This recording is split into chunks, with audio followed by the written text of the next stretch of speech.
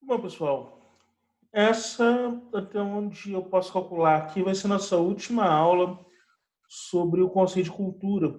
Né? Eu sei que vocês já estão bem cansados de me ouvir sobre esse conceito, mas além da nossa última aula, também é uma das aulas mais importantes, porque a gente vai trabalhar a ideia de cultura midiática e de como ela influencia no comportamento dos sujeitos. Em última instância, a gente vai falar um pouco sobre as ideias do Theodor Adorno e do Horkheimer sobre cultura de massa, né, e massificação cultural. Começar um pouco, né, a introduzir esse tema, ainda vai ser tema das nossas discussões mais para frente dentro de sociologia, mas hoje é uma pequena introdução, principalmente fazendo menção a um texto que é utilizado pelo Theodor Adorno para escrever a cultura de massa, né, para descrever a cultura de massa, que é um texto do Walter Benjamin, chamado A Obra de Arte na Época de Sua Reprodutibilidade Técnica. Então, sabendo um pouco sobre esse texto ajuda bastante a gente a compreender o texto do Adorno. Por que ele é tão importante assim? Porque a influência da cultura, né, a cultura midiática, e a ideia de uma massificação cultural é tema recorrente no Enem. Cai, tipo, todo ano. Assim. Eu já tive umas discussões com alguns coordenadores meus, uma época, que eles reclamavam que eu sempre colocava a mesma questão na prova, né? A mesma questão aberta na prova. E aí eu falava, eu coloco todo ano que cai todo ano.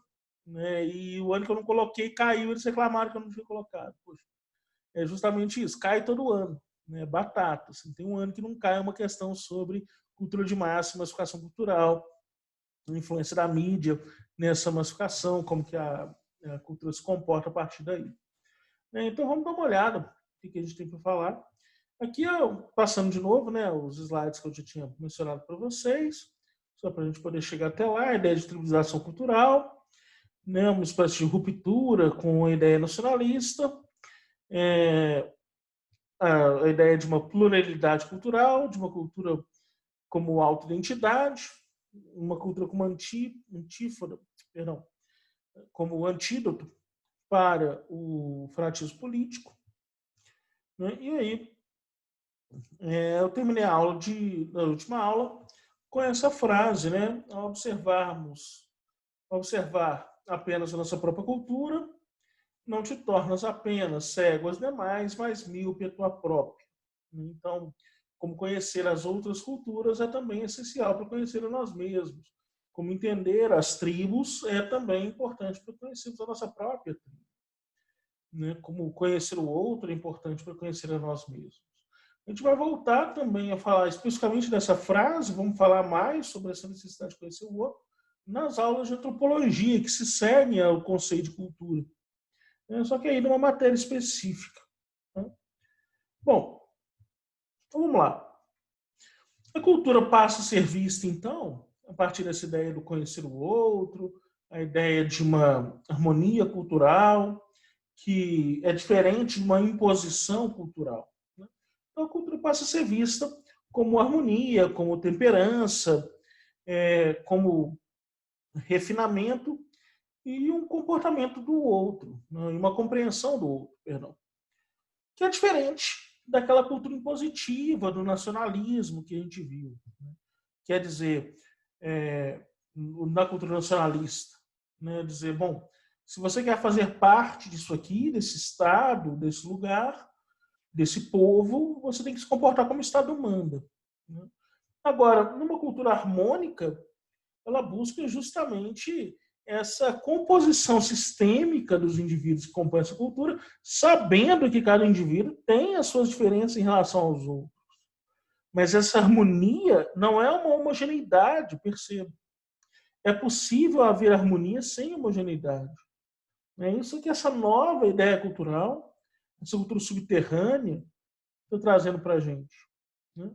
A temperança, ou seja, a nossa capacidade de, por mais que o comportamento do outro não nos agrade por completo, ou até mesmo que o comportamento do outro nos desagrade em alguns pontos, que sejamos tolerantes. E lembrando, né, a tolerância, a ideia de tolerância, seja tolerância religiosa, seja tolerância sexual, seja tolerância em relação ao comportamento, o que quer que seja, implica, de fato, a ideia de que o comportamento do outro me ofende, ou o comportamento do outro me agride, ou eu não gosto da forma como o outro se comporta. Porém, eu admito que o outro tem direito de se comportar daquela maneira. O outro pode se comportar daquela maneira justamente porque ele é o outro e não eu. Né? Então, perceba a importância disso. Né? Porque, olha, se no Estado Nacional, onde todos deveriam ser iguais, aquela ideia civilizatória de que eu percebo a civilização porque um determinado indivíduo se comporta como o outro, né? Porque um determinado indivíduo age como eu ajo, e, portanto, eu posso prever como ele vai agir, e só por isso eu chamo isso de civilização. Ou seja, uma homogeneidade de comportamento imposta pelo Estado, porque quem não se comporta exatamente como é esperado da civilização torna-se criminoso em relação ao Estado, e, portanto, não pertence mais àquela cultura que não é do indivíduo, mas é do próprio Estado. Agora, há uma política de tolerância, aonde o outro não se comporta igual a mim.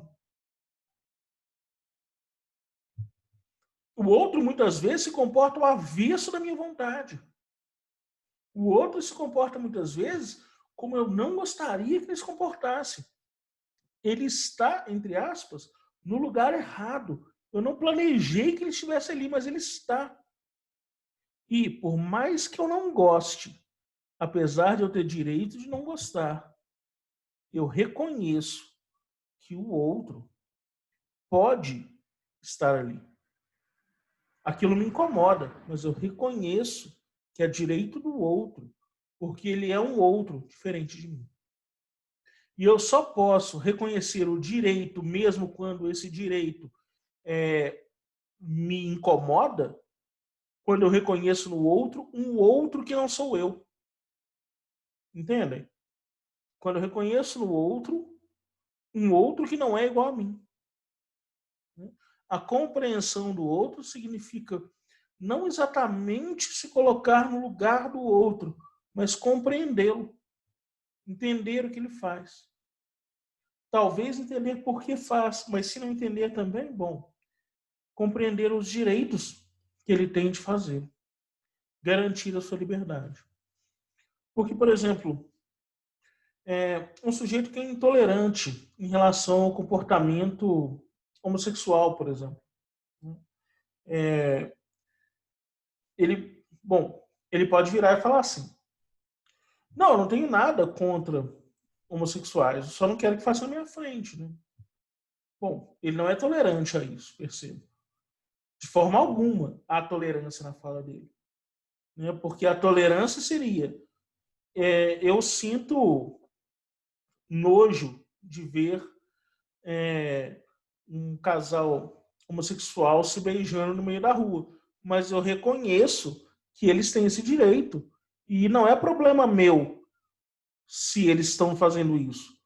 Né? Então, esse sim é uma atitude de tolerância, porque afinal de contas, por mais que o ato seja preconceito e por aí vai, ainda assim há tolerância em relação ao comportamento que é avesso ao que eu aprovo. Sacaram a diferença? O outro diz assim, né? O que não tolera diz assim: por mim tudo bem, eles fazem o que quiserem, desde que façam longe de mim, desde que eles existam longe de mim, desde que eles não existam para mim. É meio isso que alguém está dizendo quando diz frases como essa. Ora, dizendo, bom, não tenho nada contra pessoas negras, desde que eu não veja elas numa posição de liderança. Claro que não vão dizer desse jeito. Vão só estranhar quando chegarem no hospital e perceberem que o médico responsável pela emergência naquele momento é negro. Vão confundir aquele cara com o sujeito da faxina. Porque, afinal de contas, na visão preconceituosa desse sujeito, o lugar do negro na sociedade é como faxineiro e não como médico. E por aí vai. Né? São comportamentos esses que demonstram preconceito e a tolerância está em, mesmo que você não goste do comportamento do outro, respeitar o direito do outro de se comportar da forma como ele quiser. Né? Por mais que você se sinta mal com esse comportamento, respeitar o direito do outro. Né? Isso é bem importante.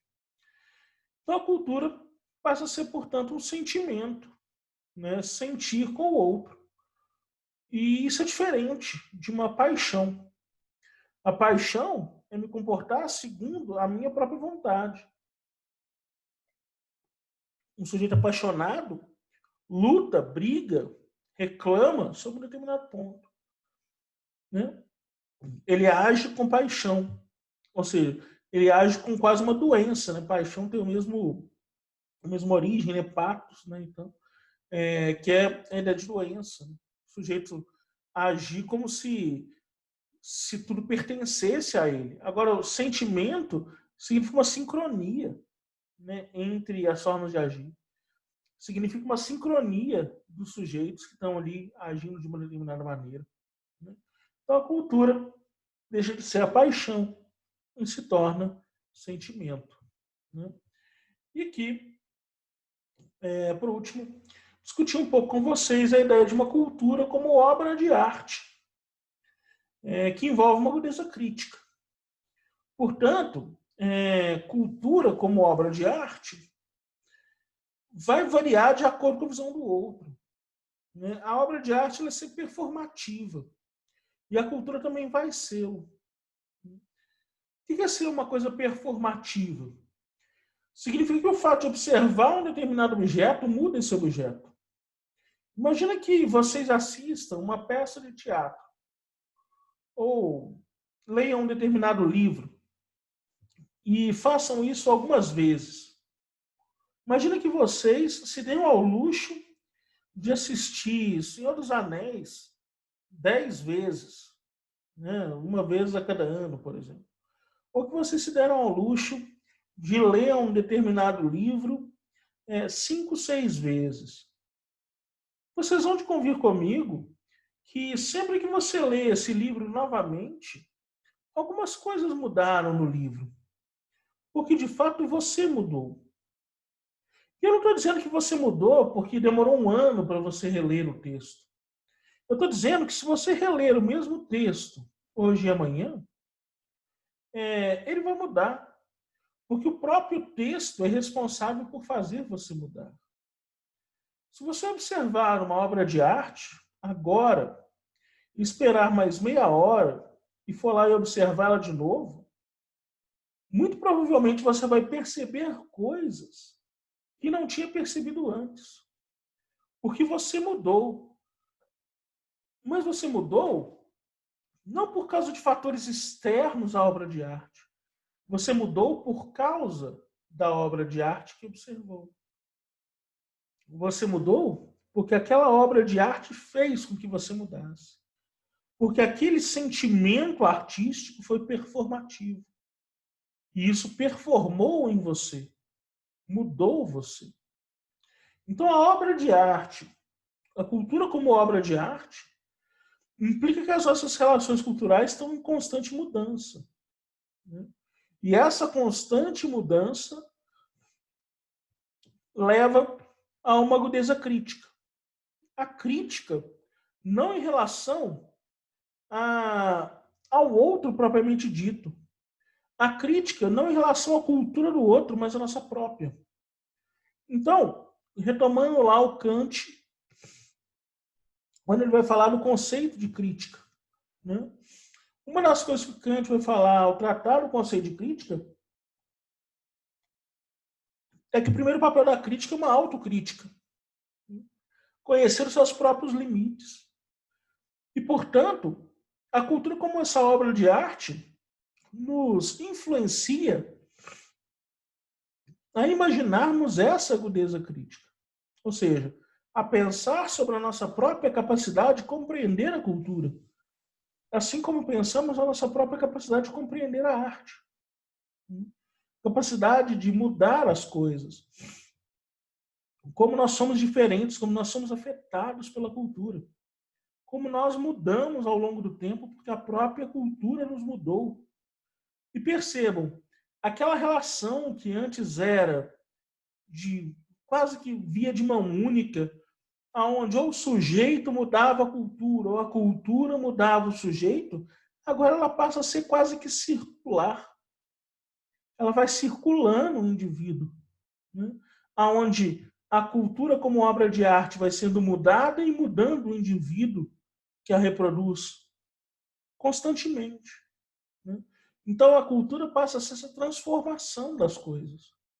E ora, se há transformação, não há estabilidade. Se não há estabilidade, não há a imposição de estabilidades, né? Então imagina, por exemplo, se eu disser para alguém que culturalmente determinada atitude é equivocada. Bom, se a cultura muda constantemente, como eu posso dizer que essa determinada atitude é equivocada? Sendo que a cultura é de fato uma construção simbólica que os indivíduos fazem circularmente. Ou seja, a sua própria relação com o sujeito muda de acordo com a forma como você enxerga o mundo, né? Então, por conta disso, a cultura como obra de arte implica essa agudeza crítica. Bom, e aí a gente chega no texto do Walter Benjamin. Eu coloquei o título aqui como a obra de arte na época de sua reprodutibilidade técnica, né? Tem outras traduções, né? Eu já vi citarem como a obra de arte na época da sua reprodutibilidade mecânica, né? Está lá no livro 2 do Obras Escolhidas, do Benjamin, né? E já saiu em livro separado esse texto, de tão importante que ele é. Assim. Você consegue achar na Amazon por uns 7, 8 reais. Vale bem a pena ler. Né? Ele é um texto um pouquinho mais complicado, mas vale bem a pena ler. Bom, o que é que o Benjamin vai dizer nesse texto para a gente? Ele vai falar que a arte ela tem uma certa aura. Toda obra de arte tem ou deveria ter uma certa aura artística. Essa aura artística é a sua incapacidade de ser reproduzida. Então, quando, por exemplo, eu tenho eu tenho um, um quadro, né? Por mais que eu tente reproduzir esse quadro, as pinceladas vão ser diferentes. As coisas vão ser diferentes. As coisas nunca se repetem. Na visão do Benjamin, a arte precisa ter essa aura de irreprodutibilidade, né? Quando eu pego, por exemplo, uma peça de teatro, uma representação em uma peça de teatro, por mais que o texto seja igual, por mais que os atores sejam os mesmos, a peça de teatro muda a cada representação. Porque, afinal de contas, ela muda a cada representação porque cada representação afetou a capacidade de representar os atores. A plateia afetou os atores. E aí, para o Benjamin, isso é arte. A arte tem essa aura de irreprodutibilidade, porque ela é, em última instância, protegida por essa aura. Então, eu citei para vocês duas formas de arte que o Benjamin reconhece e diz: poxa, bacana, é isso mesmo, isso é arte. Que são a pintura e o teatro. A pintura e o teatro. Agora, é claro que o Benjamin vai criticar algo, né? Nesse a obra de arte na época de sua reprodutibilidade técnica.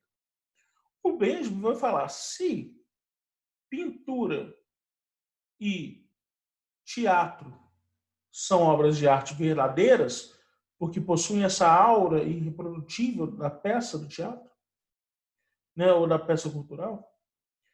O cinema e a fotografia não são arte.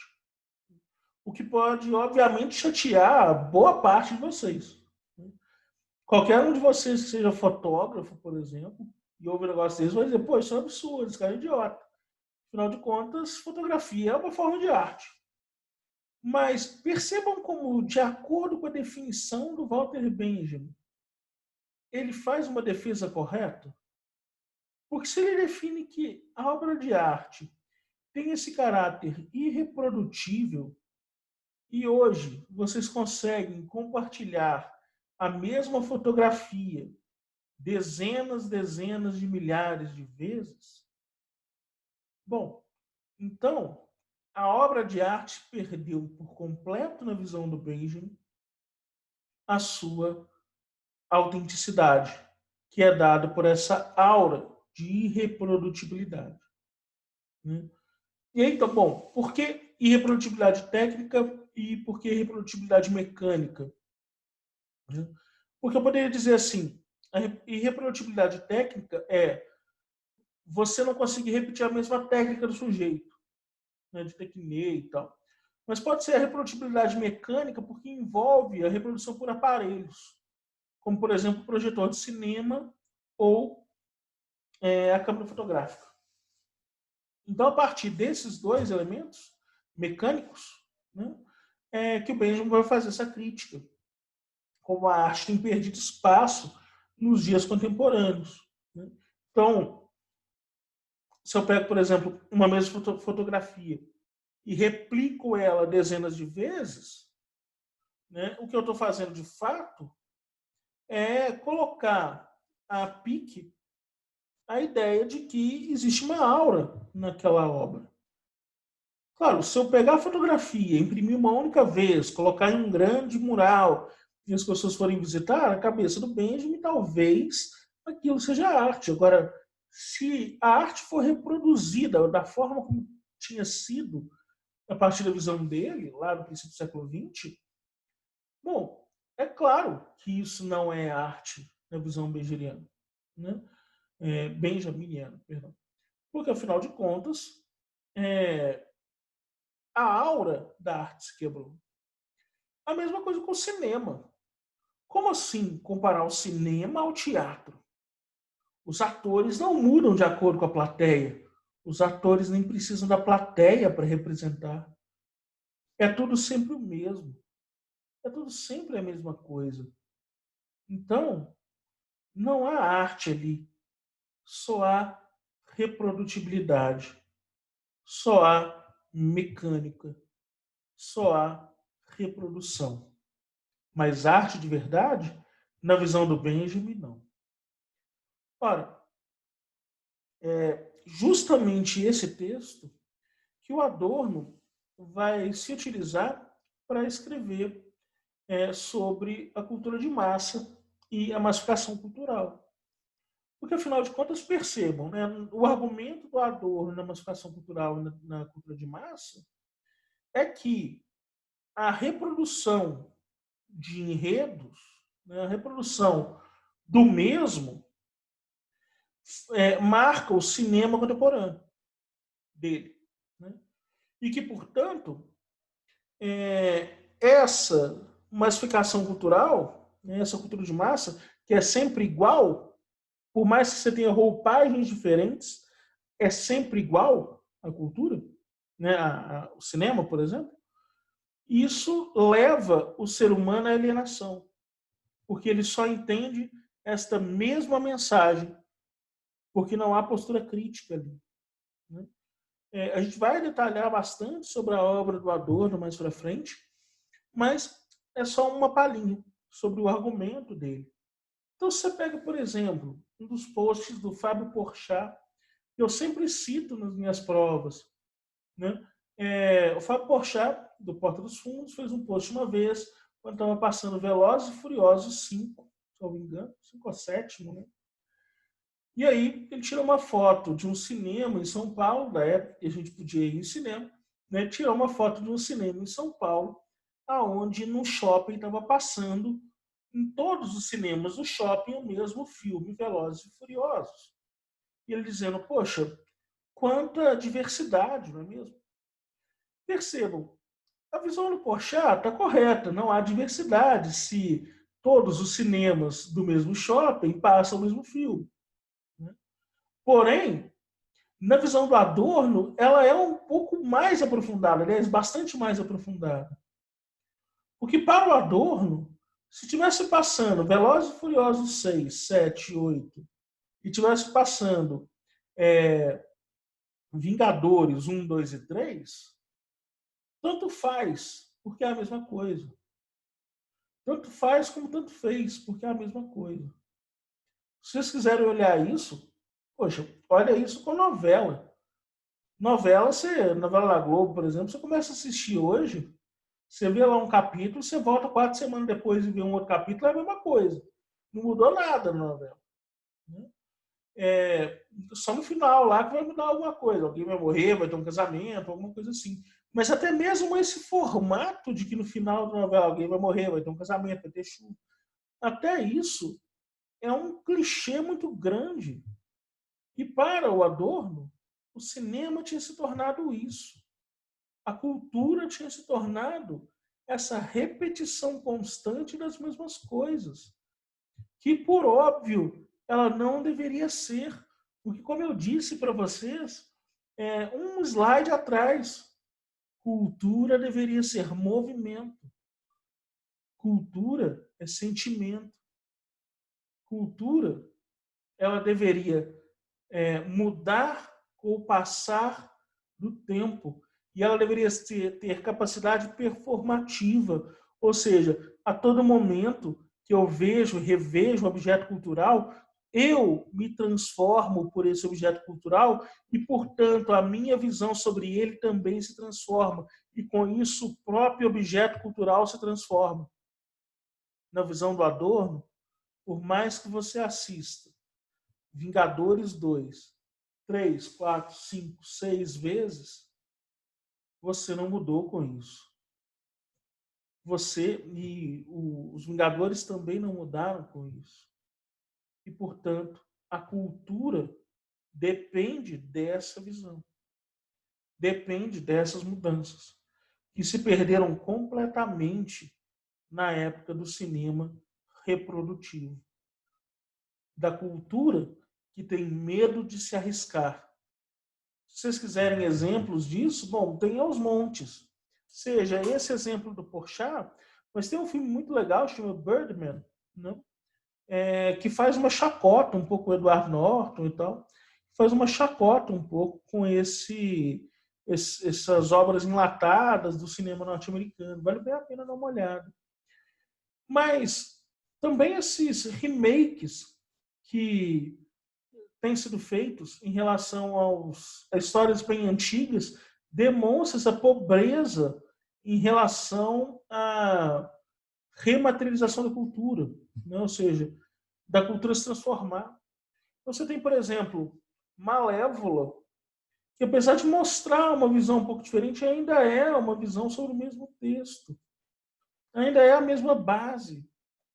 Remakes de Peter Pan e por aí vai. Ainda são, em última instância, o mesmo texto, a mesma base. E por conta disso, são só reproduções. Opa, estou um bicho. Não, sabe? Então, por conta disso, são sempre reproduções. Né? E o Adorno está criticando isso a todo momento no texto dele. Está falando, não nos submetamos a esse tipo de reprodução. Pensemos por nós mesmos. Porque se nós ficarmos nos surpreendendo, se nós ficarmos nos submetendo a essas reproduções constantes, o sujeito deixa de pensar, perde a sua capacidade de pensar. Esse é um elemento fundamental no pensamento Adorno. É justamente esse empobrecimento das formas de cultura, que é ditado por uma cultura de massa, pela necessidade de venda, na visão do Adorno, por uma necessidade capitalista de reprodução de venda do produto, cultura, né? Porque o capitalista tem a capacidade de transformar tudo em produto. Tempo é produto, cultura é produto. Então, na visão do Adorno, a necessidade de venda dessa cultura faz com que os sujeitos não se arrisquem na produção de novos objetos culturais, porque, afinal de contas, por que arriscar em um novo objeto sabendo que objetos antigos já dariam certo? Né?